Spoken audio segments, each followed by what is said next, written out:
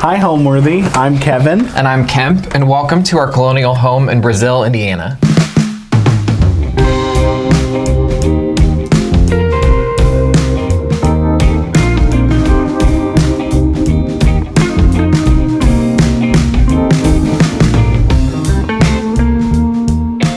You're watching Homeworthy, where we believe every home has a story.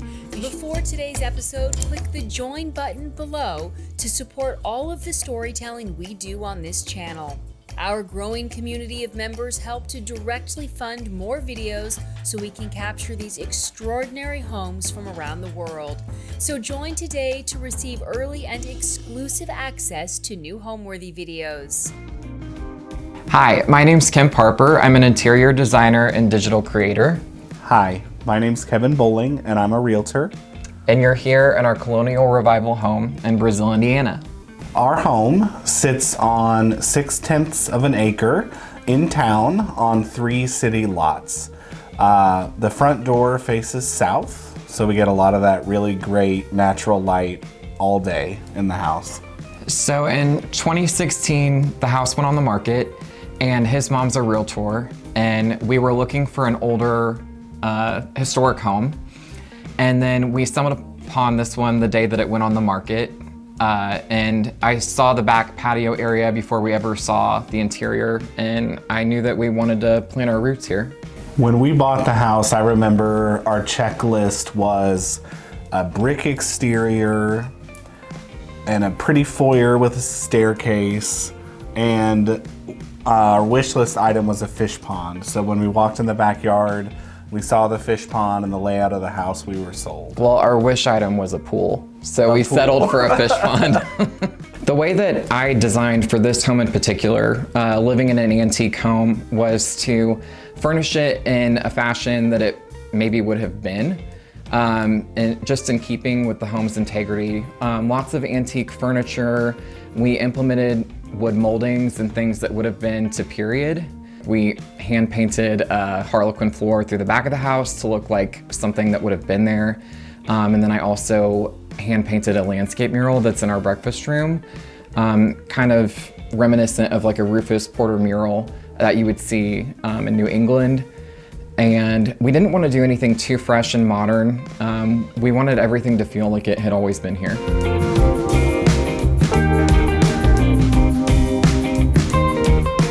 So welcome to our foyer. You can see that we have this really pretty original banister and balustrade here. When we moved in, there used to be a carpet runner that went up the stairs and around the foyer. It had been ripped out, but you could see the markings on the floor where it used to be. So these runners are actually just overstock that I pieced together and then put on these pretty stair rods to put that up the stairs to give it some visual interest. And then along the walls too, we wanted it to look kind of like faux paneling. So I did a faux bois paint technique, which is just glaze and paint that you mix together, and then you use a little rocker tool to give that wood grain effect. So I wanted a small piece to have as a landing space when you walk in. And so I actually found this wall mount table and mirror at the same shop, but they were in completely separate booths. I saw this first and then I saw the mirror and I was like, those would look really, really great together. So I liked that when you walk in. And in terms of the way that I style and decorate, it's usually pretty simple. I don't like a lot of clutter unless it's a collection of things. So that's why I just have the simple bust on there when you walk in. Over on this side, I wanted something that was kind of striking when you walk in. We have lots of vintage portraits throughout the house and oil paintings. So this is actually a wedding portrait, and it was him and his wife, but they were separated at auction. We got him after the fact, but I'm happy to have him here. I think the coloration is really, really great. It's really moody and interesting when you walk in.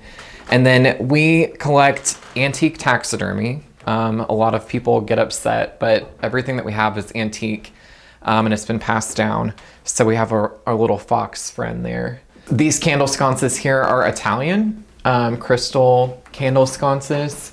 Being in a colonial home, it's very symmetrical in its design. So kind of did the same effect. We wanted to keep that symmetry when you walk in the front door. So this clock was a Christmas present from Kemp, and I really love it. And what he liked about it, what I like about it, is that it has a round top. We believe it's an antique German clock, and I just like how simple and elegant and timeless it is. So this rug here is actually antique again, but it's a bunch of deer hides that were actually sewn together. And I just feel like in the entry, it's very striking and graphic, and I like the texture that it brings to the space. So right off our foyer to the left is our formal living room. So Susan Maurer, who built our home, actually had a baby grand piano, not the same one, but it actually sat in the same corner. We found that out after the fact of bringing this home. This is Kevin's family's baby grand piano that they passed down to us. But what Mrs. Maurer would do is she would play the piano and then open this window, and then the neighbor kids across the street on their front porch would listen to her play here. So it's kind of special for us to have this piece here, and we didn't even know its history. And then in the living room, we have a lot of antique pieces. Everything's a little bit boogered up. Everything's got a leg loose, missing a screw. But this floral Bombay chest I thought was really, really sharp. I like the patina. I like the coloration. And so little pieces like this, I think, give the space character and a little bit of life. If you walk into the center of the living room, we sort of laid out this space so that you could enjoy two things at one time. So I don't love the look of a TV, but we do watch a lot of TV. So to have a little TV moment was important. And then I flanked this cabinet here with these Hepplewhite chairs and this tiger print, which I thought was really sharp. And I picked these chairs up at an antique store for, I think, $150 for the pair.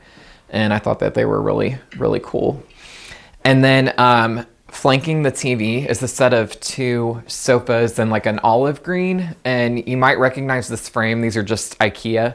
But I like the slip-covered, tailored look. And then we each get to have our own sofa in here. And then on the opposite side is our fireplace, which is wrapped in a black marble. We have a portrait here. So that was painted, I believe, in the 1860s, 1870s by a gentleman named William Brewster Connolly. What I've learned about him is that he fought in the Civil War and then moved to Michigan and opened an art school.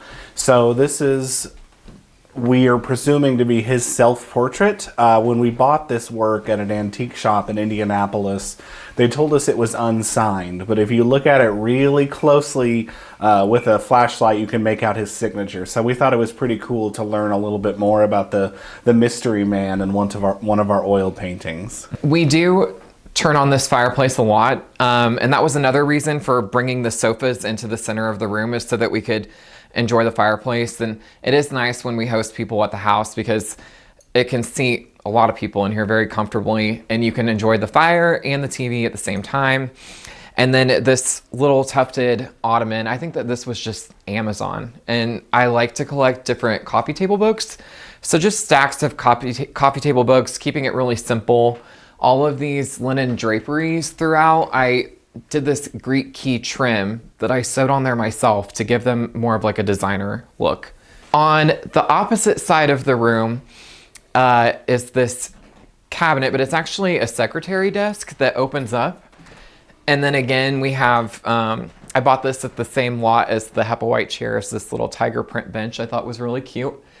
And then this cabinet is actually filled with old law books that came from Illinois. A lady had posted them to Facebook Marketplace. She was actually just gonna burn them all.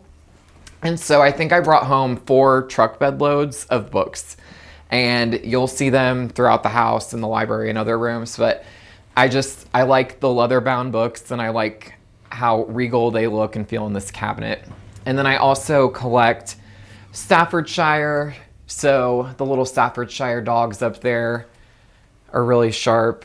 In this corner too, this room is so long that you can kind of plop in lots of different elements. So not only do we have the baby grand piano, but we also have a Victrola over here in this corner. This came out of the Holman family's estate, which is actually a really notable family in our area. So we're pretty proud to have it displayed here. This is kind of funny, but we have a record player, like a plug-in record player in the bottom that we use in this. So you can still have the effect and the sound of a record, but the top doesn't have the components to actually play a record anymore. Kevin plays a lot of Barbra Streisand on this. And then for Christmas, he bought me Beyonce's Renaissance plays on vinyl. One of my favorite pieces in the living room, and another cool piece that we have, this rosewood table also belonged to Anton Holman, the founder of Clabber Girl Baking Powder, and the former owner of the Indianapolis 500 track. So this came out of their house in the south side of Terre Haute, along with the antique Victrola as well. And I just love the rosewood look. We think this is a 19th century piece. And another piece I love in the living room is this painting right here. This is also mid-19th century. He is a square painting in a round frame, and we bought him at an antique shop in Madison, Indiana. And what I think is so special about him is actually his frame. We were told that this is a lost technique called water glazing. So they can no longer replicate the pattern on this frame. And because he's that square painting inside of an oval-shaped frame, we have no idea who he is or who painted him. So maybe one day, if we take him apart, we'll find out who this mystery man is. And then we have pieces like these orange, I would say that these are Japanese lamps, kind of reminiscent of like a ginger jar or something. But I liked the coloration of them, and I liked in the foliage, there's that dark green that kind of ties in these velvet sofas. Over here we have our little dog friend, and I thought that he was really cute. He obviously meant a lot to someone because a lady from out of state was moving back here, and he was boxed up with the peanuts and everything and shipped over here, and she sadly passed. And then he was sold at an estate sale to an antique store right down the road, and so I saw him and brought him home, and now he means a lot to us. We collect like Staffordshire and other kinds of antique dog elements, so I think that he looks nice sitting here by the fire. So then also in this room, it was wallpapered over, but then I felt like it needed a little bit more visual interest, and the crown molding is original throughout the whole house, but I felt like it needed something a little more, so I added in this wood frame molding throughout the whole room. And this is actually just wood molding that I bought at a flea market for about $2 a piece. So I've always been a creative person, and that's what led me to a design career. And I was always interested in interiors from a very young age. And so I knew that when, I had my own home one day, and when we had our own home, that I would want to make it a safe haven, something beautiful aesthetically. And so this house was just the canvas for that. We were very inspired by Martha Stewart's Turkey Hill, and it was the big inspiration for a lot of things that we've created here. The other thing too is when you're here, we're in the middle of a small town, and it doesn't feel like you're in town. We both grew up in rural areas, so it was important for us to have a little bit of space to utilize because we are big on homesteading. And so we wanted the space to have those things, but also be close to family. And so this house just kind of fit the mold. Welcome to our screened-in porch that's right off the living room. We spend a lot of time out in this space when the weather's warm. This is Katie. She is our rescue Wheaton Scottish Terrier. You can tell she has a really hard life with us here. One of my favorite things about the screened-in porch is that Kemp repurposed drop cloths and some piping into very cool outdoor curtains that protect us from the sun and give us a little bit of privacy. Also, for extra privacy, we created these trellises that are outside the screened-in porch. They were modeled after a 1930s garden catalog, some trellises that were available to order. So we decided to make it ourselves, and Kemp and I hung them up and planted vining yellow trumpets on them. In the same fashion that we did the living room, everything is pretty much brought into the center of the space. So we did that with this outdoor sofa and these two chairs flanking it. And then we added all of these little lantern hooks. It's really great to sit out here in the evening with just the candles on. The sun sets off to the west here, so it's really great to enjoy the sunset. It's also completely screened, so if it's real buggy outside, this is usually the space that we spend that time in. And then we also painted the ceiling a darker color just to give it a little bit more visual interest and kind of ground the whole thing. I also like lamps and lighting in general. So I added these sconces here on the outside of the fireplace to kind of give it some dim, evening light. And it's even great to sit out here and read a book if you wanted to. And then we also added in this concrete deer head. Like we have the taxidermy throughout the rest of the house. He's kind of in keeping with that. And then this is also a great space for houseplants. So we've got lots of plants that are a little bit more shade hardy. I just planted some succulents in these pots here. I collect copper watering cans, so some of those are out here as well. So this is a little outdoor sofa table, and it actually, these two bottoms here came with a glass top, and I didn't particularly like it, so I found these stone pieces and just put my own top on it. And then I collect a lot of garden ornaments, and so Kevin brought home this little cherub here, and so I thought it kind of grounded the table. So we come out here generally in the evenings. We'll bring friends out and enjoy a glass of wine and listen to music. This is definitely more of an evening space for us. It's also a really great place to listen when it's raining outside. And a few years back, we actually hosted his sister's wedding here. And so while she was upstairs in our primary bedroom getting ready with her bridesmaids, her husband and his groomsmen actually stayed out here, and we just shut the doors off, and they each had their own spaces to enjoy, and that was a really fun day. Now we're going to take you into our library.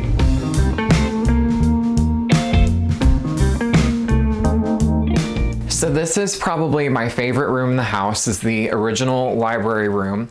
The whole thing is paneled in thick original pieces of knotty pine. They're individual panels.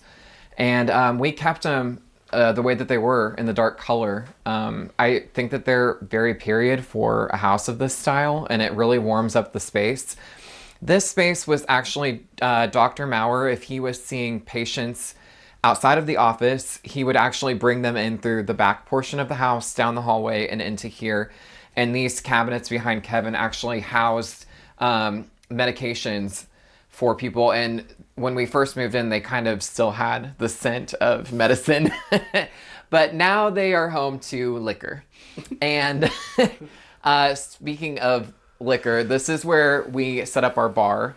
This is a French chiffonier.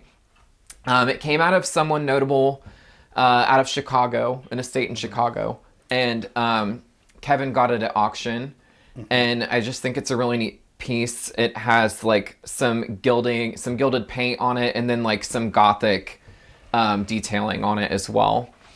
And then of course some more antique taxidermy, but I think it's very fitting for this room, so I like this antique goose hanging above that. And then I wanted this space too to feel like it was furnished in a way that it would have been. So I brought home these swan armed chairs, club chairs, with a matching settee, and it has this old-fashioned kind of damask print on it. And then this is also a great place to sit and read if you wanted to come in and read a book, have a cocktail. I love how like dark and kind of moody this room is. This is one of my favorite rooms in the house. Like Kemp said, this is absolutely one of my favorite pieces. Belonged to Maestro Raymond Leopard, who at one point played music for the Queen Mother and Princess Margaret. So when he passed, we bought this from his estate collection, and I feel really honored to have such an old piece in such beautiful condition in our home. Some of my other favorite things in the library would be our original blueprints. We're lucky enough to have original blueprints from Burns and James Architects, who were pretty well-known architects in Indiana. They designed the old Weir Cook Terminal, the old airport, and a lot of the buildings on the campus of Indiana University Bloomington were designed by them as well.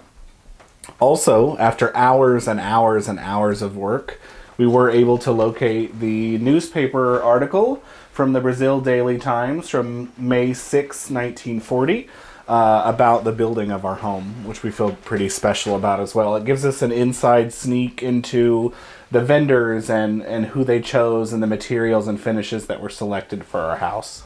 I like a lot of mood lighting throughout the house. So these sconces I just attached to these built-in shelves here, and it kind of looks like they were supposed to be there. And then since this is more of a reading space, I like this like task arm light that you can adjust the lighting, and you can sit here and read a book if you wanted to. And then every chandelier in the house is on a dimmer switch, so it can be turned down, and it just creates a really moody atmosphere. So a neighboring town to us is the covered bridge capital of the world. And so they do a festival every fall. And this little table here, this little hall table, was actually hidden in a booth under a bunch of junk. And I spotted it, and I thought it would be, you know, very fitting for a room like this. And it was only $40. And then we were actually antiquing in New England, and I saw the same piece priced for about $1,500. So I was like, we got a really good deal on that. And then a lady down the road moved into a house very similar to this, very different aesthetic from us. And she was throwing out all of these gilded mirrors. And so she just gave it to me for free to get it off her hands. And then I thought it looked really nice with this table. So it kind of sits here. To me, this feels like a gentleman's room where you would have a cigar and a cocktail or something. And so the only bathroom downstairs is this half bath. So I found this little old-fashioned restroom sign with the silhouette on it, and I thought it was really cute to play off of this room. So inside there's a little pedestal sink with a jade floor. And yeah, I think it's in keeping with what would have been here. So this is our corgi, Peaches. He just turned 9 years old. We've had him since he was a puppy. And he rules the house. We call it Peach's house. And he's a sweet boy. So then off the library is this back hall that leads you to our kitchen. So we have a really small kitchen, but Kevin preserves and cans with my aunt. And we both had grandmas that grew up on rural farm areas. So we were both kind of used to that kind of lifestyle. And so we decided if we have the space, instead of having grassy areas, we would implement gardens if we could. So we just put in a really big vegetable garden. And then we also have a chicken coop, which is home to 5 hens and 2 turkeys. We like right off the kitchen, it's so small. We have pots of herbs and things that you can just walk out the back door and cut those and use those for cooking. It's a lifestyle for us. It's like rural living, but in town. Yeah. I think that we bring the outside in a lot of ways. Whether we're preserving and collecting honey, or whether we're canning, or Kemp's bringing in fresh flowers from the yard, or we're bringing in fresh herbs to cook, or we're taking kitchen scraps out to give to the chickens or add to the compost pile. We think our goal is to try to really live kind of in harmony with the yard and have it work for us as hard as we work for it. One downfall in my opinion to this house is the original kitchen is just very small. The house does circulate. You can exit both ways, but people do tend to congregate in here. So my original thought was to draw your eye up. And so I put in these faux barn beams that I made from rough sawn pine. And I took a chisel and hammer and roughed them up and stained them, and then put those up at the top. And then I ran some pallet boards on the other side of them to make it look like you're looking up at the old floorboards. And then added in this school light pendant because I thought that was fitting for the ceiling. So we did keep the original cabinets, but there is a place for everything. And we had this dead space here. So we put in this open shelving concept. This is home to our everyday dishes. One piece on this that I am really fond of are these are Libby Knickerbocker Art Deco glasses. This would have been for sherbet or a cocktail. I bought these at a flea market for about $12 for the set, and online they retail for about $6,000 for a set. And these are original because they do have the thin rimmed glass on them. So even though it doesn't look like much, one really important piece to me in the house is this piece here, built out of my grandma's barn wood from her 1800s barn that I used to play in as a kid. And it's backed with the red barn siding. And it's really important to me to have a piece of her here in the house. And then on top of it there, this is the dog station, but then Kevin built that really cute egg rack there. And we have 5 backyard hens and 2 turkeys. And I think it's just really charming and country to have those displayed there. These dishes are actually from the Terre Haute House Cafe. The Terre Haute House was an old hotel that sat in Terre Haute, Indiana, and they auctioned off all the remaining stuff from the inside of the hotel. And I waited for 2 days at the auction to buy these dishes because I love the look and the feel of that dinerware. And something else that was important to Kemp and I was to create that kind of accessibility. When you come into the house, you can just grab a cup or grab a dish and make yourself feel right at home.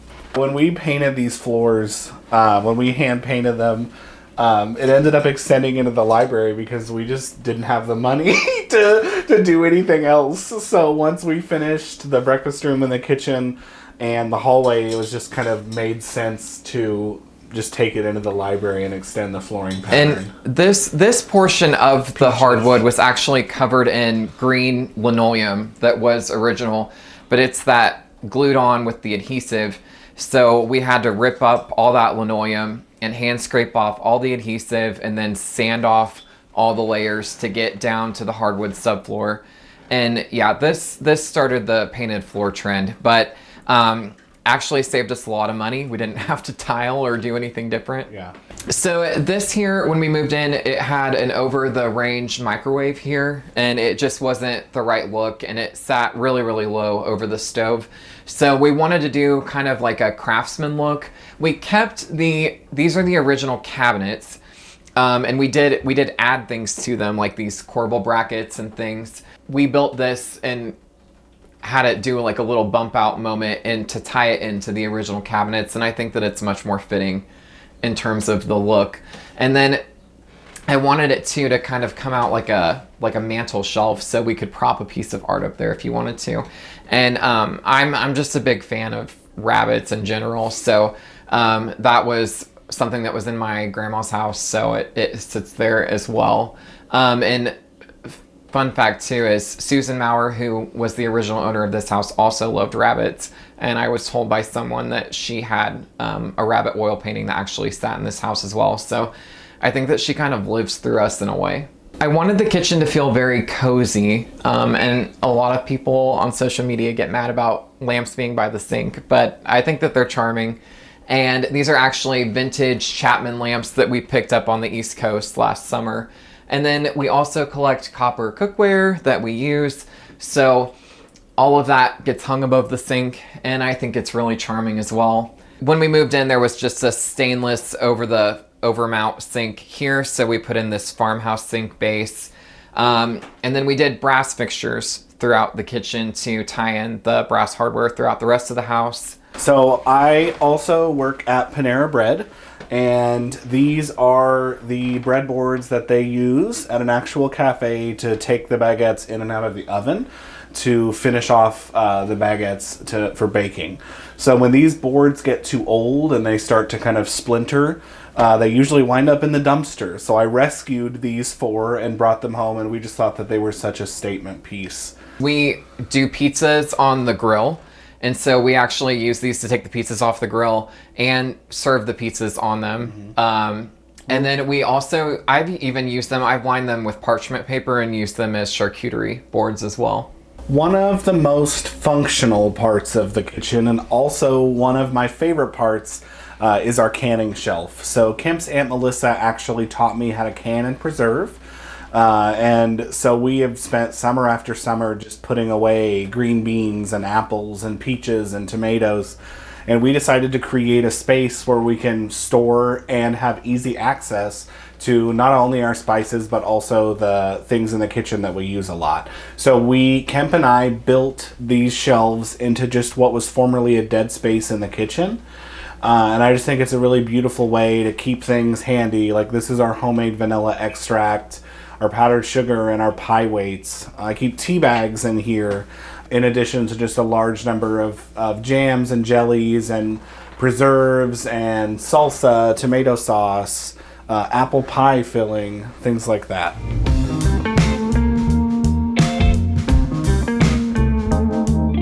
So then off of the kitchen is our breakfast room. And this room is also probably one of my favorite spaces in the house. I love all of the natural light in here. Again, it's a smaller space, but we kind of use it as an extension of the kitchen. And so again, I wanted to sort of draw your eye up. So I built in this wraparound shelf with corbel brackets to kind of tie in the craftsman look of the kitchen. And then again, filled it with some of those old law books, just kind of messily shoved all the way around, but it really gives it something visually interesting. When we moved in, the walls were painted over grass cloth wallpaper. And so unfortunately I had to take it out, but I decided to hand paint this landscape mural. Sort of my take on a landscape mural. It's a little bit more abstract, but I liked the dark moody coloring of it. And then I went over the whole thing with an antiquing glaze to make it look, you know, just not so fresh and a little bit more muted in coloring. And then I was at an antique store down the road and I saw this little oil painting for $10 and I brought it home and it looked just like the mural I had just painted. So I was like, I'm gonna hang that on top of that, and I think it looks like it was supposed to be here. And then as far as furnishings, again, we have another brass crystal chandelier over this table. This table I also found thrifting. It was covered in paint splatters, and so I hand scraped all of the old paint off to bring back the raw wood.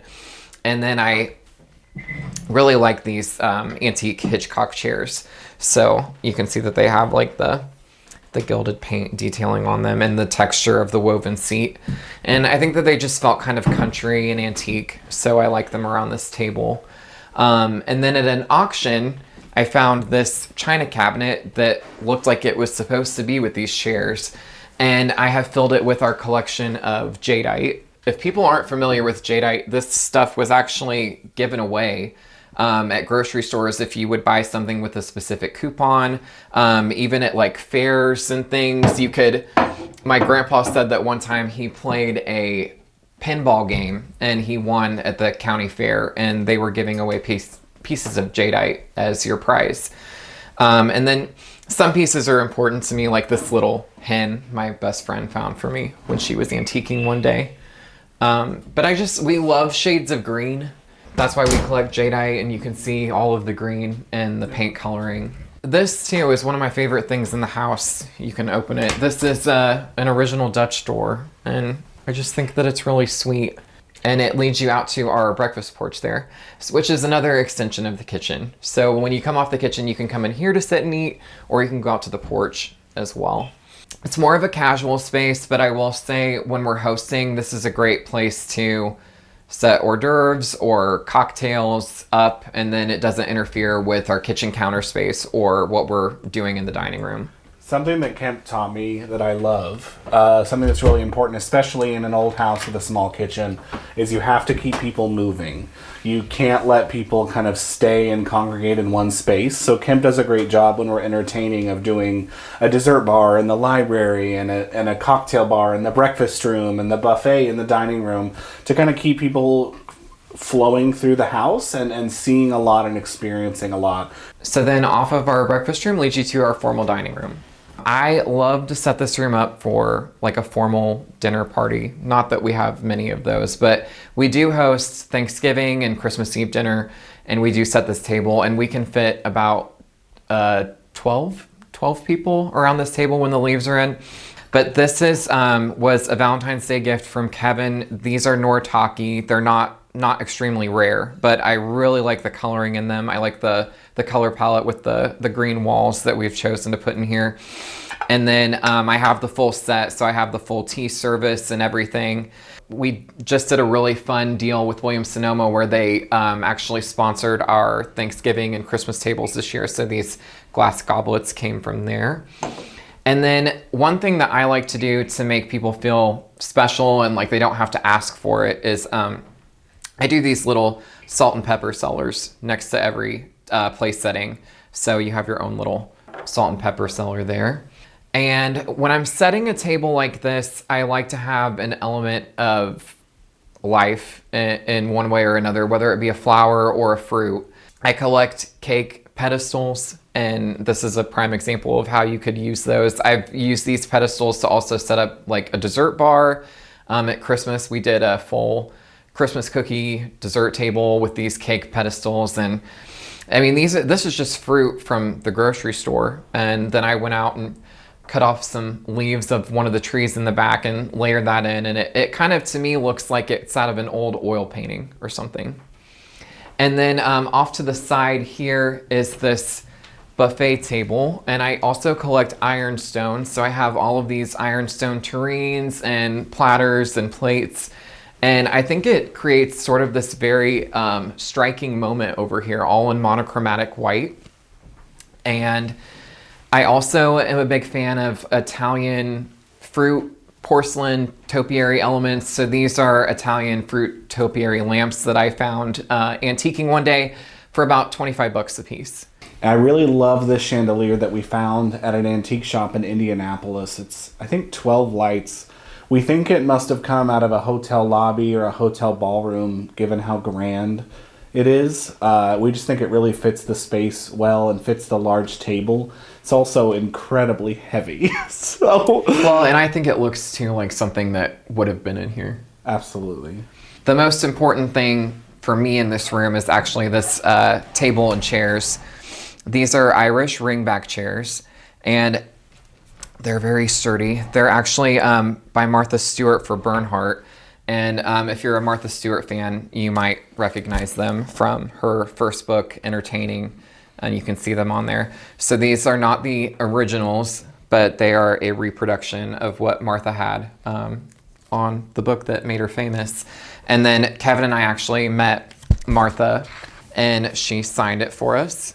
Kevin took this because Kevin has read this cover to cover. This has been how Kevin plans his Thanksgivings for the family. He makes pretty much everything the way that she did in this book. And so he brought this book for Martha to sign, and I brought the Sports Illustrated swimsuit cover for Martha to sign. So these built-in corner cabinets are original. They're on our original blueprints as well.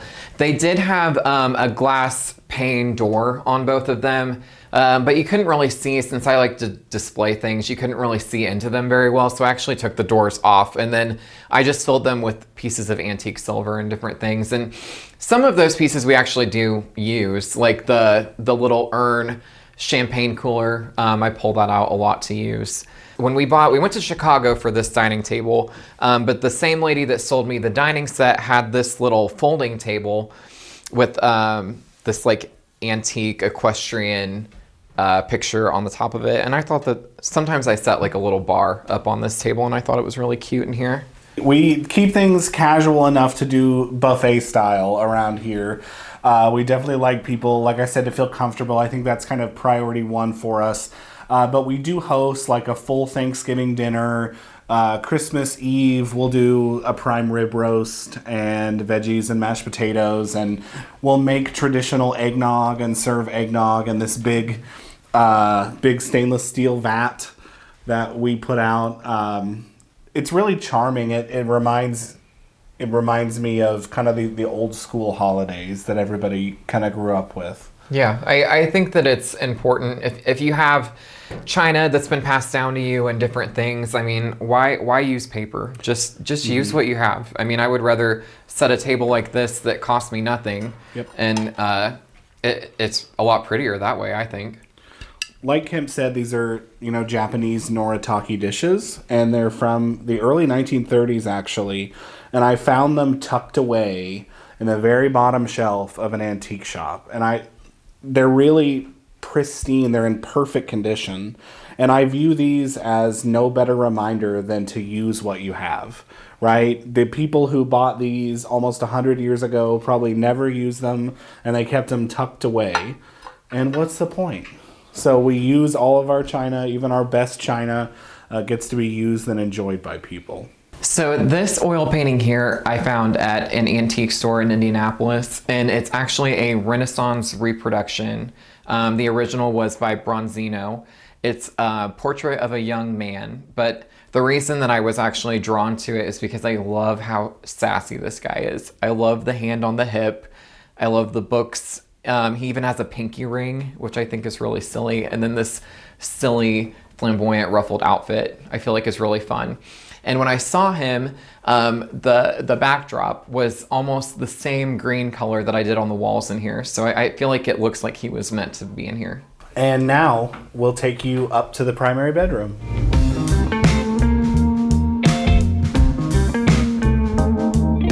This is our primary bedroom. I fell in love with this poster bed. This is new. It's actually from Birch Lane. But when I saw it, I just thought it was so fitting for this room. I did a curtain wall in like a spiced rum color, which I thought was really chic. And then we flanked the bed with these faux leather ottomans. I like a big and scale ottoman, so you have a lot of landing space. And then again, some more Italian fruit topiary lamps in here. And then back here, I also collect these federal mirrors, which I think are really sharp, and I kind of like them in a collection here. And these bullet points that go around the perimeter are actually reminiscent of the first 13 colonies. So I like having them here in a colonial revival home. So then as far as bedding, it's kind of just like a high-low mix for me. Like we have a little bit more of an expensive down-filled duvet on top. And then I like a knitted blanket on the base as well. And then this coverlet on the bottom is just from Target. So pretty affordable. And then I like to add elements of texture. So I like these leather down-filled pillows with this little fur moment. And then my friend Blake actually taught me this trick where you can just go to Goodwill and buy an old belt and it helps dress up any pillow. I think that was an old Nate Berkus trick. Up above the bed, this is just an Amazon dupe. It's a knockoff of a Restoration Hardware light. And I needed something larger in scale. I kind of wanted something a little bit glammy to give it some juxtaposition from the very traditional look of the bed. And it is also on a dimmer. So it's more just like for mood lighting or like a sparkle light. But I really like it in this room. So then in the bedroom as well, instead of having another case piece opposite the bed, I really wanted to have a little sofa area where you could sit and read a book if you wanted to. So we have this little tufted ottoman with these coffee table books laid out. And then I found this really cool print when I was antiquing, and I think it was framed and everything for about 50 bucks. And I really liked it, but I didn't know where I was gonna put it. It didn't really fit going in the downstairs with all the oil paintings and stuff. But I also didn't want to give up the luxury of having a bedroom TV. So I decided that I was gonna conceal the TV behind, and I just hooked it up to a 2x4 with a piano hinge. So then you can have a TV as well. And then to keep this open, I actually put in a little door stopper to hold it into place. It's kind of silly, but yeah, so you don't have to give up having a TV and you can still have the look of art. So in front of the sofa here is just this little tufted trunk. I like to have a little landing space, and it's kind of in your walkway here, but form over function. And I think it cozies up the space here, and then you can prop your feet up too if you want to sit on the sofa. What I love the most about our home depends on the season. When it's warm outside, I love the outside. I love the vegetable garden, the flower gardens, the landscaping. And when it gets colder, I turn in. And I love how cozy the interior space is and how relaxing and rejuvenating it is when the weather is not so friendly. And we kind of focus on inside projects. What I love the most about the home is the intention that the original owners had in terms of planning and placing it. The home sits on an axis. So the sun rises in the east over in the breakfast room in the porch area, and then it sets in the west, which is over on our screen porch area, so you can sit out there and enjoy the sunset. And then the back sits on the north, so that's the you know, it's a little bit cooler. The mossier side, which is where our fish pond resides. I just think everything here, the original owners did everything with intention, and I think that they would appreciate what we've done. So our favorite part of the house and what sold us on the house was this antique aggregate patio on the backside. When we first walked out here, I didn't need to see the inside of the house. I was already sold. So we've tried to dress it in a way that I think it should have been dressed for the time. And so we've brought in these, I collect these Francois Carré. They are 1920s Art Deco. And we've painted them all monochromatic in this really pretty sort of jade green. Since we have a small kitchen, but the kitchen's right off the patio, I also collect terracotta pots. So I've got a bunch of these terracotta pots out here that are filled with herbs. So if you're cooking in the kitchen, you can just come out to the patio, take a little clipping to take in for whatever you're cooking. It's kind of nice. It's just another extension of a really small space. So another piece that I really like to entertain with is this antique bar cart. It's on wheels, so you can wheel it around. And my favorite way to set it up is with a Moscow Mule bar. So I have all of these copper mugs, and I do a little bowl of limes, and then your ginger beers down below. And then last summer in New England, I went to Nora Murphy's shop, and she had the cutest little bottle cooler with a little handle. And so you can carry it around. It's great for outside. It's antique brass, and I think that looks really cute on there. And then mint that we grew in our little pots on the patio. You can set it on there as well. And then another cool thing is when you're entertaining, the whole top comes off like a tray, so you can carry this around if you have guests sitting over at the table and set it down. We're standing in front of the fish pond, which is absolutely one of my favorite parts about this house. It is an antique aggregate stone fish pond, and it's gone through a few evolutions for us to get where we are now. I purchased this beautiful antique piece north of Chicago. I just thought that she was really fitting for the center of the pond. This year, I think we're actually going to put some koi fish inside the pond, just to bring another element in. People love it when we're entertaining. They love the pond because it's a really beautiful space. I think anywhere you can incorporate water has a really soothing element to it. I wanted to show you our driveway, which is made of this beautiful Brazil, Indiana brick. Our driveway actually used to be the foundation of the house that sat in the backyard of this house. At some point, I'm guessing in the 60s or 70s, Mrs. Maurer purchased the home behind this house and tore that house down to extend her big, beautiful garden. And she wasn't a wasteful person because she, like I said, she used the brick from the foundation of the home to create her brick driveway. And this was a big selling point for us. And then we had this garage here, which just had vinyl garage doors on it. And then we actually put on these garage skin veneer doors on the front. And then we built this pergola over the doors that I'm trying to train wisteria to grow on. And then our good friend Tim actually built a cupola as a Christmas gift, and then we topped it off with that. And I think now it kind of has the vibe that it looks like a carriage house. Home to me is creating an inviting space for anyone that comes in. We love to entertain. We try to make moments like that really special. So in places that we have like our china displayed, like we use all of that. We have open dish shelving that we implemented into our kitchen. So when people come in, they feel comfortable they don't have to ask, they can grab a plate, grab a glass. So just making people feel at home like we do here. Home to me is friends and family, and having people over, making them feel welcome, making them feel relaxed and comfortable. Thanks for watching. Be sure to go to homeworthy.com for exclusive content, shopping guides, and so much more.